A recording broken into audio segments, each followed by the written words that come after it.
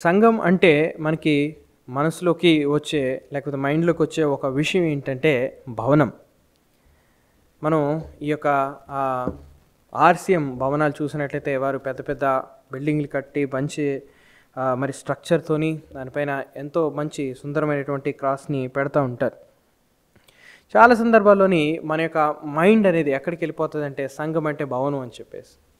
సంఘం అంటే ఇటుకలతో లేకపోతే బ్రిక్స్‌తో కట్టబడిన ఒక బిల్డింగ్ అని చెప్పేసి. కానీ మనం వాక్యాన్ని పరిశీలన చేసినట్టయితే సంఘం ఎక్కడా కూడా ఆ విధంగా చెప్పబడలేదు.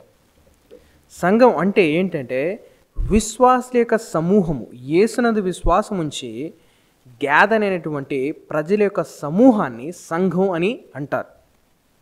మనము పరిశీలన చేసినట్టయితే దాదాపు 3వ శతాబ్దం వరకు అసలకి స్థానిక సంఘం గ్యాదర్ అవ్వడానికి అంటే విశ్వాసులు గ్యాదర్ అవ్వడానికి సంఘ భవనాలే లేవు.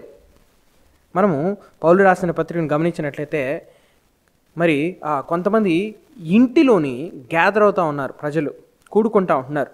వాళ్ళకి రాస్తే ఏమని చెప్తారంటే పలాని యాకోబు గారి గృహమునందు కూడిన సంఘమునకు అని చెప్పేసి అంటాడు. పలాని మరి ఈ వ్యక్తి గృహంలో కూడిన ప్రజలకని చెప్పేసి అంటాడు.